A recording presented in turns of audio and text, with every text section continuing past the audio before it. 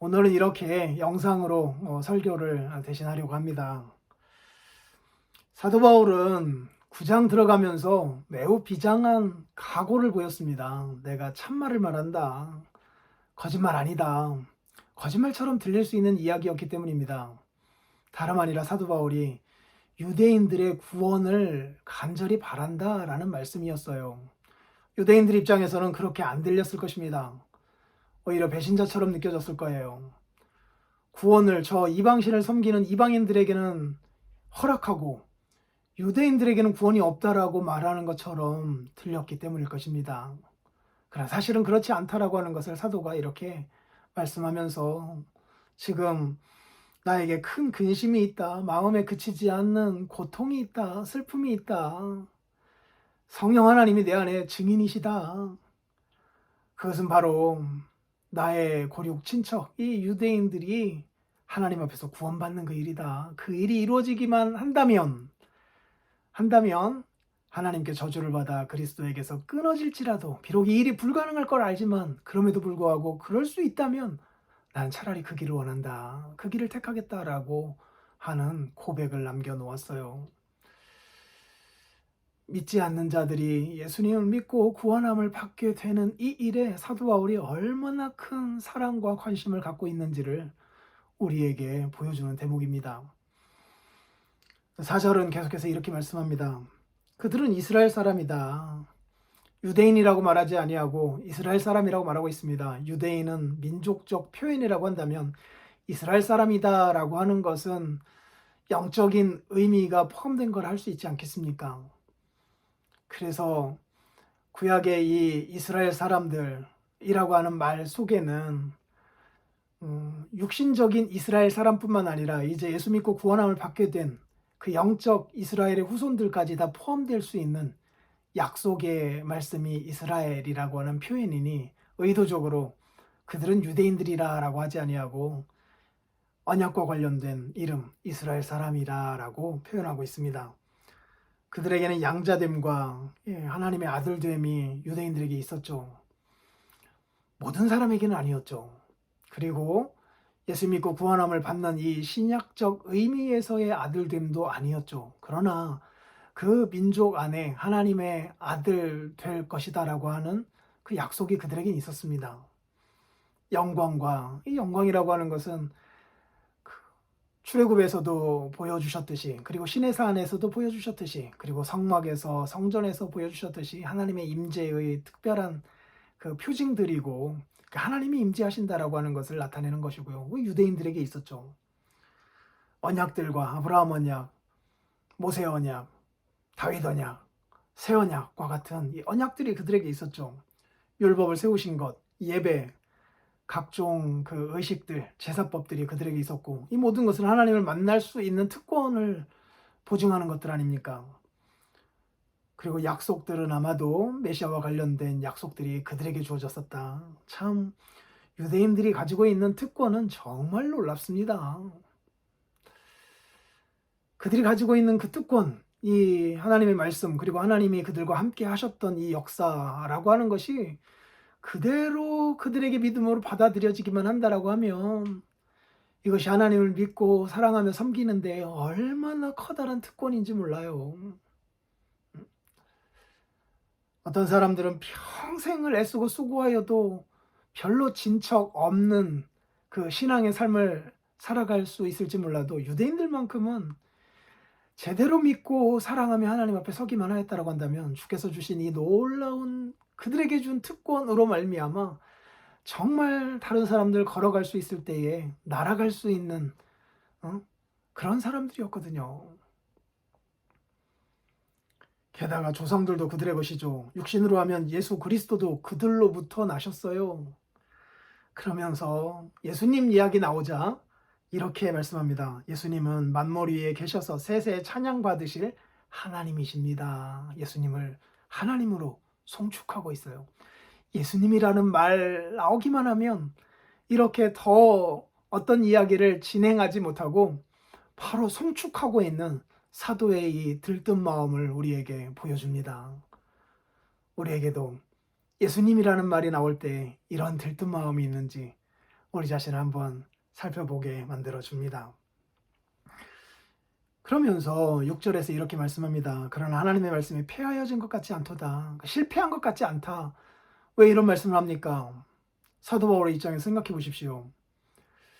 지금 하나님의 말씀을 갖고 이방에 가서 복음을 전하였습니다. 예수님에 대하여 소개했어요. 그랬더니 정말 이방신을 섬겼던 자들이 회개하고 돌이켜서 예수님을 믿고 구원함을 받게 되는 거예요. 교회가 이곳저곳에서 세워집니다. 놀라웠습니다. 참으로 감격스러웠어요. 그런데 유대인들은요, 이스라엘 사람들은요, 그들 생각해보면 그들 중에 예수님을 믿고 구원함을 받는 사람이 거의 없는 거예요.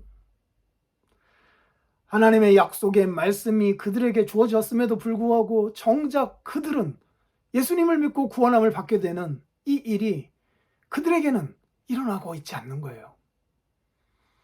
그러니 이 하나님의 말씀이 실패한 것 아닌가, 폐하여진 것 아닌가, 구약에서 유대인들에게 주셨던 모든 말씀들은 이제 다 사라진 것 아닌가, 신약에는 이제 새로운 구원의 방법이 생겨난 건 아닌가, 뭐 이런 질문들이 생겨날 수 있잖아요. 아니래요. 그러면서 이제 말씀합니다. 이스라엘에게서 난 그들이 다 이스라엘이 아니다. 이스라엘에게서 태어났다 하여서 이스라엘 모든 사람들이 다 이스라엘 사람들이 아니라 약속의 자녀가 하나님의 자녀이다. 그러면서 이스마엘과 그 이삭 이야기를 합니다. 이스마엘은 약속의 자녀가 아니잖아요. 하나님의 약속을 기다리지 못하고 조급하게 그 낳은 자식이잖아요. 그러나 이삭은요, 하나님의 약속에 의하여서 태어난 자식이잖아요. 그 둘이 다른 자식이 아니냐라고 말씀하면서 한 사람은 하나님이 선택한 자요, 한 사람은 그렇지 아니한 자다라고 밝힙니다. 또 이제 그 리브가에 의하여서 두 아들이 태어나지 않습니까? 그 야곱과 에서입니다. 에서가 먼저 태어난 형이었고 야곱이 나중에 나왔죠. 그런데 둘에 대한 계시가 있었습니다. 리브가에게 말해요. 먼저 태어난 자가 나중 태어난 자를 섬기리라 라고 하는 계시의 내용이었어요. 이것은 두 사람이 어떤 행동을 하기 이전에 하나님께서 주신 계시입니다. 그리고 말라기서에 가보면 1장 2절 이하에서 하나님이 야곱은 사랑하시고 에서는 미워하셨다라는 말씀을 하고 있습니다. 이것은 야곱은 사랑하시고 에서는 미워했다라고 하는 문자적 의미가 아니라 성경에서 미워하다라고 하는 말씀은 사랑하지 않다라는 말입니다. 선택하지 않았다라는 말이에요. 야곱은 사랑하였고 에서는 그 사랑을 주지 않았다라고 하는 말과 동의어입니다. 그런데 무엇 때문에 하나님께서는 야곱은 선택하시고 에서는 그렇지 아니하셨을까? 야곱이 선택받을 만한 어떤 행동을 하였기 때문에 선택한 것이고 에서는 선택받을 만한 어떤 행동을 하지 않았기 때문에 선택하지 않은 것일까? 그렇지 않대요. 그렇지 않답니다. 그냥 하나님의 택하심을 따라서 그 하나님의 뜻이 행위로 말미암지 않고 오직 부르시는 그 하나님의 뜻으로 말미암아 이런 선택이 이루어졌던 거래요. 즉 이스라엘 사람이라고 하여서 다 선택된 자들이 아니라 하나님의 약속을 따라 선택된 이스라엘 사람들이 있었다라는 것이에요. 그러니까 14절 말씀에서 질문이 생겨납니다. 그런즉 우리가 무슨 말을 하리요? 하나님께 불의가 있느냐? 누구는 택하시고 누구는 택하시지 않으시고 하니까 이게 불의 아닙니까? 라는 질문입니다. 던져질 수 있는 질문이죠. 그러나 성경은 그럴 수 없다라고 말씀합니다. 그러면서 모세 이야기를 합니다.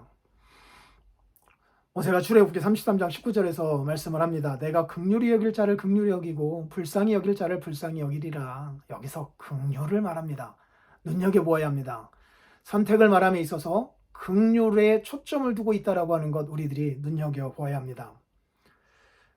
하나님이 긍휼히 여길 자를 긍휼히 여겨주셨대요. 구원해 주고 싶어 하실 자들을 구원해 주셨대요. 원하는 자로 말미암음도 아니고 다름질하는 자로 말미암음도 아니고 오직 긍휼히 여기시는 하나님의 뜻을 따라서 누군가는 이렇게 하나님이 긍휼히 여겨주셨대요. 구원해 주셨대요. 반면에 어떤 사람은 긍휼히 여기지 않으셨다라는 겁니다. 대표적인 사람이 일단 바로입니다. 구약의 바로요. 17절입니다. 내가 이 일을 위하여 너 바로를 세웠으니 곧 너로 말미암아 내 능력을 보이고 내 이름이 온 땅에 전파되게 하려 함이라. 바로 너를 통하여서 내가 나의 능력이 얼마나 큰지를 이 세상에 보일 것이다. 그래서 내 이름이 온 땅에 전파되게 하는 일에 너를 사용할 것이다 라고 하면서 이 말씀을 합니다. 하나님께서 하고자 하시는 자를 긍휼히 여기시고 하고자 하시는 자를 완악하게 하시느니라. 여기서 조심할 것 있습니다. 하나님이 완악하고자 하지 아니하는 자를 주께서 쓰시겠다라고 억지로 완악하게 만드셔서 완악한 자로 쓰시는 건 아닙니다. 성경 어디에도 그렇게 쓰임받은 자는 없어요. 이 말씀도 마찬가지예요. 하나님이 완악하게 하셨다라고 하는 것은 완악하게 살고자 하는 자 그를 그대로 두신 겁니다. 긍휼을 거두신 거예요. 거두신 거예요. 즉 구약의 바로는 완악한 사람이었습니다. 하나님을 극강히 거부한 사람이었어요. 하나님을 절대적으로 반대한 사람이었습니다. 그의 그런 완악한 마음을 주께서 그대로 두신 거예요. 긍휼로서 그를 돌아오게 하셨다라기보다는 그냥 그 모습 그대로 두신 거예요. 두신 거예요. 예, 여기에서 우리들이 알 수 있듯이 어떤 사람에게는 하나님께서 긍휼을 주셔서 주에게로 돌아올 수 있게 하셨지만 어떤 사람은 긍휼을 주시지 않으므로 주님을 거부한 그 모습 그대로 살다가 심판받게 하기도 하셨어요. 이 하나님의 뜻이래요. 분명한 것은 긍휼히 여김을 받고 싶은데 긍휼히 여기지 않으신 사람이 하나도 없고요. 완악하게 살고 싶지 아니한데 완악하게 억지로 만들어 놓은 사람도 없어요. 그렇지 않습니다. 하나님 편에서의 선택은 우리의 눈에 보이지 않아요. 그러나 이것은 하나님의 주권적인 그 선택이요 뜻입니다. 인간의 생각과 한계를 넘어서는 하나님의 그 뜻이요 그 뜻의 집행이에요. 우리가 눈에 볼 수 있는 것은 하나님의 선택이 아니라 선택된 증거입니다. 증거는 우리의 눈에 보여요. 사람 편에서 보면 그러면 보이는 게 무엇입니까? 믿음입니다. 믿음이요. 눈에 보이지 아니하는 하나님의 선택이 있죠. 누군가는 하나님이 선택하셨고 누군가는 선택하지 않으셨어요. 그러면 선택된 사람들의 공통된 특징이 무엇이며 선택되지 못한 사람들의 공통된 특징은 무엇인가? 그 사람들에게서 찾아보자면 이런 것입니다. 선택된 사람들은 공통되게 믿는 사람이었습니다. 믿는 사람이요. 선택되지 않은 사람들의 공통된 특징은요. 하나님을 믿기를 거부한 사람들이었어요. 여러분 생각해 보세요. 에서와 야곱 말이에요. 어찌 보면 에서가 남자답습니다. 외모도 그렇고요. 하는 짓도 그렇습니다. 야곱은요. 남자답지도 못한 사람이었어요. 조금은 얄팍한 사람이었습니다. 다른 사람을 쉽게 속이는 자였습니다. 그래서 형도 속이고 아버지도 속이고 외삼촌도 속이고 계속 속이는 인생을 살지 않았습니까? 좀 얄팍한 사람이에요. 누가 더 하나님의 사람답습니까? 어디에도. 이것으로는 둘 중에 누가 낫다라고 말하기가 어렵습니다. 그런데요. 성경을 한번 읽어보십시오. 어떻게 보면 야곱이 더 부족한 것이 많아 보이기도 합니다. 그럼에도 불구하고 위기의 순간마다 하나님을 찾는 자는 에서가 아니라 야곱입니다. 하나님 앞에 돌이키고 하나님을 믿고 하나님을 사랑하겠노라고 결단하면서 살아가는 자는 에서가 아니라 야곱입니다. 하나님의 선택이 있는 사람의 공통된 특징은 이렇게 하나님 앞에서 자신의 죄를 회개하고 그리고 하나님을 향한 믿음을 갖고 살아가는 자들이에요. 그래서 우리는 하나님의 선택을 눈으로 볼 수는 없지만 선택된 자들을 눈으로 볼 수는 있습니다. 입으로 신앙 고백을 하며 그 신앙 고백을 따라 하나님을 믿고 사랑하며 살아가는 그 사람들이 하나님의 선택을 받은 사람들입니다. 하나님을 믿긴 믿었는데 그래서 하나님을 사랑하며 살아가고 있기는 한데 하나님께 선택되지 않아서 결국 지옥에 가는 사람, 이런 사람은 없습니다. 없어요. 그런데 하나님을 믿지 않아요. 자기 의지로 믿지 않은 겁니다. 예수님이 우리를 위하여 죽으시고 부활하셨다라고 하는 사실을 이렇게 분명하게 가르쳐 주었음에도 불구하고 믿지 않아요. 그럼에도 불구하고 하나님의 선택을 받아 천국에 가는 사람이 있느냐? 없습니다. 없어요. 선택된 모든 사람들은 분명하게 뚜렷한 신자들입니다. 신자된 모든 사람들은 분명하게 뚜렷하게 선택된 사람들이에요. 선택되지 아니한 사람들의 공통된 특징은 자신의 의지를 가지고 하나님의 뜻을 거스른 겁니다. 하나님을 믿지 않기로 작정하고 한 생에 살았던 것이에요. 물론 그것 때문에 하나님이 그들을 선택하지 않으신 건 아니에요. 그러면 그 근거가 그들에게 있는 거지 하나님에게 있는 건 아니잖아요. 하나님의 주권적 선택으로 누군가는 택하시고 누군가는 택하지 않으셨지만 틀림없는 한 가지 사실은 우리들은 죄인인데 죄인들 중 얼마를 하나님께서 긍휼히 여기셔서 구원함을 받게 해주신 것이고 그렇게 구원함을 받은 사람들의 공통된 특징은 하나님을 신앙하는 사람들이다라고 하는 것, 그것입니다. 그래서 예수님을 믿는 자들 중에 선택되지 않은 자들이 있을 수 있느냐? 없어요. 없어요. 선택되지 않은 자들 중에 예수님을 믿는 자가 있느냐? 없어요. 그래서 예수님을 믿지 아니하니 죄에 대한 책망을 나중에 하나님 앞에 받게 될 것이에요. 그러나 그것이 최종적으로는 하나님의 선택이 되지 않은 것으로 나타나겠죠. 그러나 믿지 아니한 건 또 우리들이에요. 우리들. 그 죄에 대한 책임은 우리들이 져야 합니다. 그러니 말이에요. 선택되어서 하나님을 믿고 하나님의 자녀라는 확신 가운데 오늘 우리들이 살아갈 수 있다라고 하는 것은 얼마나 큰 복인지 몰라요. 사실은 말이에요. 모든 사람이 죄를 지었습니다. 그래서 한 사람도 긍휼히 여김을 받을 필요가 없고 받아서도 안 되는 자들이었어요. 소돔과 고모라보다도 훨씬 더 심각한 심판을 모든 사람들이 다 받아야 했습니다. 그들 중 어떤 사람들을 하나님께서는 구원하기로 선택하신 거예요. 구원하기로 선택하신 거예요. 그리고 그들은 다 믿음으로 그 하나님의 선택에 화답한 자들입니다. 그들이 우리들이에요. 하나님의 선택이 없다면 우리가 어떻게 믿을 수 있겠으며 우리가 믿는다 한들 믿으면 구원을 하시겠다라고 하는 하나님의 약속이 없다면 우리의 믿음이 무슨 소용이 있겠습니까? 소돔과 고모라 때 멸망당하였던 그 사람들처럼 더 심각하게 우리 모두 멸망당에 마땅한 자들인데 예수님이 우리를 대신하여서 그 멸망을 당하셨고 우리는 이제 예수 그리스도를 믿음으로 말미암아 구원을 얻게 되었는데 이렇게 뒤를 돌아보니 우리의 구원이 우리가 믿었던 그 순간에 발생한 것이 아니라 영원전에 하나님의 예정 속에 있었다라고 하는 사실을 깨닫게 되면서 우리의 감격이 훨씬 더 커지는 거예요. 훨씬 더 커지는 거예요. 우리 어제도 못 보고 내일도 못 보는 사람들이잖아요. 하나님은 어제도 알고 내일도 다 아시는 분이시잖아요. 그 하나님이 모든 것을 다 알고 이 일을 하셨다라고 하는 것이 자연스럽지. 하나님도 모르고 계시다가 어느 순간인가 우리의 태도에 따라서 어떻게 하셨다라고 하는 것이 자연스러울 수는 없거든요. 예정과 관련하여서 여러 가지 질문이 있을 줄 압니다. 그리고 수많은 신자들이 질문을 갖고 씨름하고 고뇌했어요.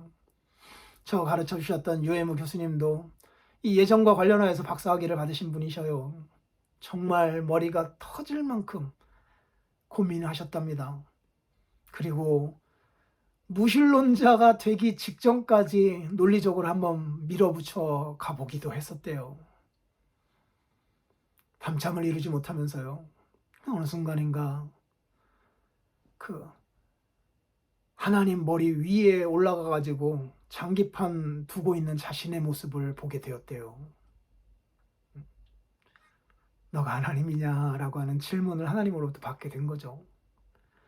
이런 고뇌의 과정을 거치면서 수많은 사람들이 우리의 머리로 다 납득되진 아니한다 하더라도 정말 나와 같은 죄인을 구원하여 주신 하나님의 은혜뿐만 아니라 그 은혜가 만세전에 하나님이 나를 택하셔서 역사의 무대 위에서 그 일을 이루셨구나라고 하는 사실을 깨닫게 될 때에 의구심이 아니라 감격이 터져 나오는 거거든요. 정말 하나님이 계획하신 일들은 하나의 흐트러짐 없이 모든 것이 다 이루어지는 거구나라고 하는 것을 깨닫고 하나님 앞에 두 손 들고 감격하며 이제는 그 주님을 위하여 살겠노라라고 하는 결단을 갖게 됩니다.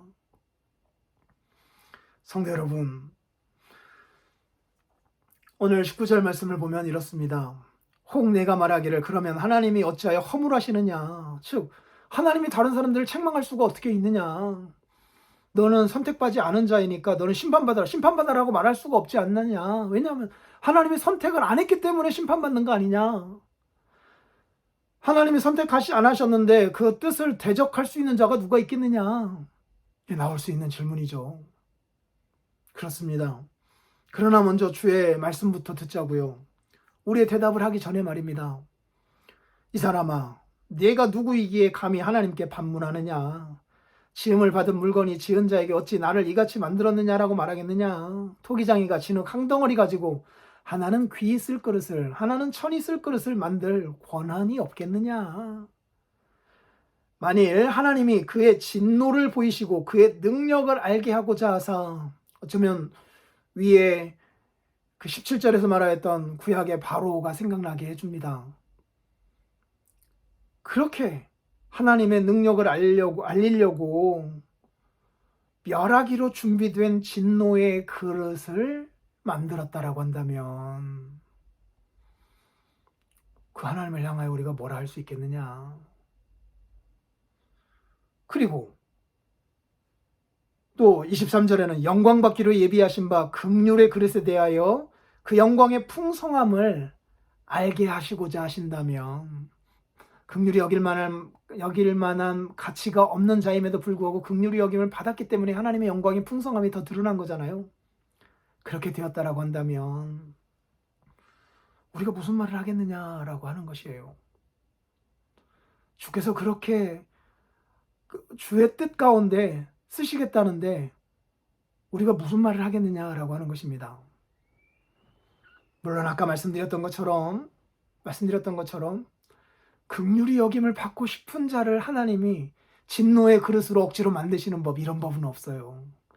믿고 싶어 하지 아니하는 자를 믿게 하시는 일은 있어도 믿고 싶어 하는 자를 믿지 못하게 만드시는 법은 없다니까요. 그런 법은 없어요. 여기서도 나오죠. 여러분 눈여겨보셔야 합니다. 22절 말미를 한번 보세요. 만일 하나님이 그의 진노를 보이시고 그의 능력을 알게 하고자 하사 멸하기로 준비된 진노의 그릇을 만들었다면 이렇게 표현돼야 되는데 그 다음 구절이 뭐예요? 그 그릇을 오래 참으심으로 관용하시고 너그럽게 봐주시는 거라는 거잖아요. 이게 맞습니다. 하나님은 긍휼히 여기고 싶어 하시지 심판하고 싶어 하시지 않습니다. 선택하여 구원하고 싶어 하시지 선택하지 않아서 멸망에 다 넣고 싶어 하질 않으셔요. 이게 맞아요. 이 관점에서 구약의 바로도 보세요. 정말 강팍한 사람이었습니다. 정말 하나님을 적극적으로 대적한 사람이었어요. 그의 고집이 너무나 세서 하나님이 10가지의 재앙을 통하여서 그의 고집을 꺾으셨잖아요. 그래서 고집 피운 것만큼 하나님의 그 능력이 더 이 세상 앞에 찬란하게 드러나게 되었는데 그렇다 하여 즉결 처분하였냐고요. 바로를 향하여서 오래 참지 아니하시고 관용하지 아니하시고 즉결 심판하셨냐고요. 아니에요. 바로를 향하여서도 오래 참으셨습니다. 관용하셨어요. 그의 고집은 고집대로 쓰셨지만 다시 돌이켜 회개할 수 있는 기회는 허락하여 주셨어요. 이것이 하나님의 마음입니다. 이것이 하나님의 마음이에요. 24절 이 그릇은 우리니 곧 유대인 중에서뿐 아니라 이방인 중에서도 부르신 자들이라. 긍휼히 여김을 받은 그릇은 유대인에게만 있는 것이 아니라 이방인에게도 있는 것이 본래 하나님의 뜻이었다. 그러나 유대인에게는 더 커다란 특권이 되었던 거죠. 정상적으로 그 율법을 가지고 하나님을 알고 믿고 사랑하기만 하였다라고 한다면 유대인 중에서는 열의 아홉이 하나님을 믿고 구원받는 사람이 나왔어야 하고 이방인 중에서는 열의 하나는 나왔어야 할까 말까 해요. 그런데 이런 큰 특권을 가지고 유대인들은 왜 구원을 받지 못하였는가? 다음 주에 살펴볼 것입니다. 대표적인 그 이유는 교만 때문이에요. 이거는 우리가 다음 주에 살펴보자고요.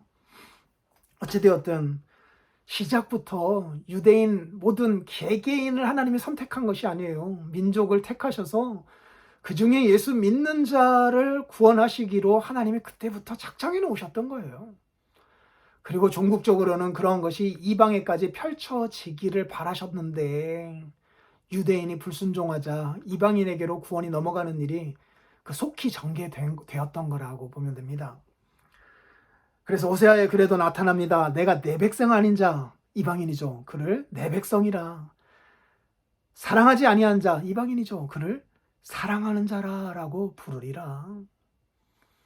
나는 궁극적으로 나를 믿는 자 중에 이방인이든 유대인이든 차별하지 아니하고 모든 자들을 구원할 것이요.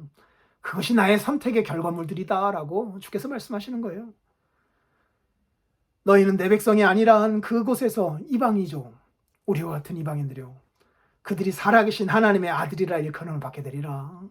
지구 반대편에 살고 있는 우리들이 이방인 중에 이방인의 우리들이 정말 하나님을 하나도 알지 못하고 평생을 살아왔던 우리들이 지금 예수님을 듣게 되고 믿게 되고 그래서 하나님의 아들이라 인정받게 되고 우리가 확신할 뿐만 아니라 성령 하나님께서도 우리 안에서 확신을 심어주셔서 삼위일체 하나님이 보증하시는 사람이 되었대요. 얼마나 놀라운 일입니까? 얼마나 감격스러운 일입니까? 우리와 같은 죄인이 말이에요. 유대인과 같은 그런 율법에 열심도 없었던 우리들임에도 불구하고 평생을 하나님 없이 살아왔던 우리의 인생임에도 불구하고 예수님을 믿는 믿음으로 말미암아 그 믿는 자에게 구원을 주시겠다라고 하나님의 약속을 하나님이 신실하게 지켜주셔서 우리를 구원받은 자 되게 하여 주셨고 이 말씀대로 살펴보자면 그런 우리의 구원이 역사의 한 순간에 어느 순간인가 결정되었던 것이 아니라 우리가 태어나기도 이전 만세 전에 세상이 존재하기도 전부터 하나님의 선택 가운데 있었던 거래요. 그거를 하나님이 신실하게 그 생각과 의지와 뜻을 역사의 무대 위에 이루어내신 거래요. 그것이 오늘 우리가 믿는 모습으로 나타난 것이고 오늘 구원받은 사람으로 오늘 확신하며 살아갈 수 있게 된 것이래요. 그래서 이사야가 이스라엘에 관하여 외치되 이스라엘 자손들의 수가 비록 바다의 모래 같을지라도 남은 자만 구원을 받으리니 모두가 아닙니다. 믿는 자만. 남은 자는 믿는 자예요. 믿는 자요. 그런데 지금 사도 바울의 눈에 믿는 자들이 이스라엘 사람들 중에 거의 없었어요. 그래서 안타까워합니다. 그러나 언젠가는 다시 돌아오게 하실 것이다라고 하는 하나님의 약속이 뒤에 이루어집니다. 거기에 소망을 두고 다시 이스라엘 사람들을 향한 이 하나님의 중보 사역을 사도 바울이 하고 있지 않습니까? 성도 여러분, 이 말씀도 보세요. 주께서 땅 위에서 그 말씀을 이루고 속히 시행하실 것이다라고 하는데 마지막 말씀도 의미심장합니다. 중요합니다. 특히 예정을 생각할 때 이 마지막 말씀 꼭 기억하시면 좋겠어요. 이사야가 미리 말한 바 만일 만군의 주께서 우리에게 씨를 남겨두지 아니하셨더라면 하나님의 긍휼이 이스라엘에게든지 이방에게든지 미치지 아니하였다라고 한다면 어떻게 되었을까요? 이스라엘이든 이방이든 대한민국에 태어난 우리들이든 어떻게 되었을까요? 우리가 소돔과 같이 되고 고모라와 같았으리라 함과 같으리라. 우리는 다 멸망했을 거예요. 다 멸망하였을 거예요. 하나님의 예정이 없고 그냥 우리가 행하였던 대로 하나님이 역사의 무대에 나타나셔서 심판하셨다라고 한다면 율법을 받은 유대인들은 율법을 받았음에도 불구하고 불순종하였기 때문에 그들은 소돔과 고모라 땅처럼 심판받았을 것이고, 율법을 받지 않았으나 율법 없이 범죄하며 살았던 이스라엘 바깥의 이방인들은 그 양심의 비추임을 받아 그 하나님이 저들도 책망하여서 다 소돔과 고모라처럼 멸망시켰을 것이고, 오늘 우리들도, 대한민국에 살고 있던 우리들도 뭐 말할 것도 없는 거죠. 지옥의 저 한복판에 들어가야 할 사람들인 거죠. 우리가 다 이런 사람들이라니까요. 우리 있는 모습 그대로라면 우리는 다 이게 정상적으로 우리의 최종 운명이 될 사람들이었다라니까요. 그런데 하나님께서 그런 우리들을 긍휼히 여기셨대요. 긍휼히 여기셨대요. 오래 참으셨대요. 관용하시며 너그러이 봐주셨대요. 심지어는 그런 우리를 위하여 아들 예수님을 세상에 보내셔서 십자가에 내어주시기까지 하셨대요. 이제는 다른 것 아니고 내 아들 예수를 믿기만 하면 구원해 주겠다라고 하는 약속까지 남겨놓으셨대요. 그리고 그 약속대로 믿기만 하면 아무것도 보지 아니하시고 우리를 구원해내십니다. 그런데 놀랍게도 이 하나님의 구원하시는 이 일이 언제 결정된 일이냐? 우리가 믿을 그때가 아니라 하나님이 세상을 창조하시기 이전부터 계획하셨던 바래요. 그래서 하나님이 우리를 세상에 태어나게 하셨고, 죄 가운데 있었음에도 불구하고 심판하지 아니하셨고, 역사의 무대 위에 복음을 들려주셨고, 들은 복음 갖고 믿게 하여 주셨고, 믿고 난 이후에 믿는 자에게 구원을 주시겠다라고 하는 약속을 지켜주셨고, 그래서 오늘 하나님의 자녀 되었다라고 하는 사실을 확신시켜 주셨고, 성령 하나님 우리 안에 보내주셔서 이 사실을 우리들이 확증할 수 있도록 하셨고, 어느 누구에도 이런 확신을 빼앗기지 않게 하셨고, 이 그리스도의 사랑에서 우리를 빼앗을 자가 아무도 없다라고 하는 확신 가운데 주님을 위하여 죽으면 죽으리라라고 하는 심령으로 이제 남은 생에 주를 위하여 살겠습니다라고 하는 고백 갖고 살아가는 사람으로 우리를 만들어내셨대요. 할렐루야 아닙니까? 놀랍지 않습니까? 우리는 우리의 시간 안에서밖에 볼 수 없는데 모든 시간을 한 시간에 한순간에 다 보고 계시는 하나님께서 이 모든 일을 계획하셨대요. 그래서 말이에요. 예정은 앞으로 보면서 적용할 게 아니라 뒤로 보면서 적용하는 겁니다. 앞으로 보면서 우리 식구들 중에 누가 하나님께 선택받았고 누가 하나님께 선택받지 못했을까, 이것 보라고 예정 말씀하신 바 없어요. 그때는 하나님이 모든 사람을 구원하기를 원하신다라고 생각을 하고, 그리고 모든 사람들 중에 예수 믿기만 하면 구원받는다라고 하는 사실을 확신하면서 내 가족들도 예수 믿기만 하면 구원받는다, 이건 틀림없다 확신하면서 복음을 전하고 예수 믿도록 우리들이 복음을 듣는 자리에 그들을 데려가면 되는 거예요. 선택과 유기는 뭘 통해서 보는 거예요? 뒤를 보는 거예요. 뒤. 내가 지금 예수를 믿는 자인가 믿지 아니하는 자인가를 보는 거죠. 예수 믿는 자라고 한다면 예수 믿는 자는 틀림없이 하나님의 선택된 자이다라고 하는 사실을 우리들이 알게 되고, 그 선택이 내가 예수 믿었을 때가 아니라 그 이전 만세 전이다라고 하는 사실 앞에 무한한 감격이 밀려오는 거예요. 이 오래전에 계획하셨던 바를 역사의 무대 위에 그 출렁이는 모든 파도에도 불구하고 하나님이 그 계획을 지켜내셨구나. 나의 죄에도 불구하고, 아담의 죄에도 불구하고, 이 세상의 도도히 흐르는 이 세상의 악한 모든 것에도 불구하고, 세상 풍조에도 불구하고 하나님이 결국 선택하신 대로 나를 신자 되게 하셨구나. 하나님의 아들 되게 하셨구나. 이 사실을 보면서 감격하는 거예요.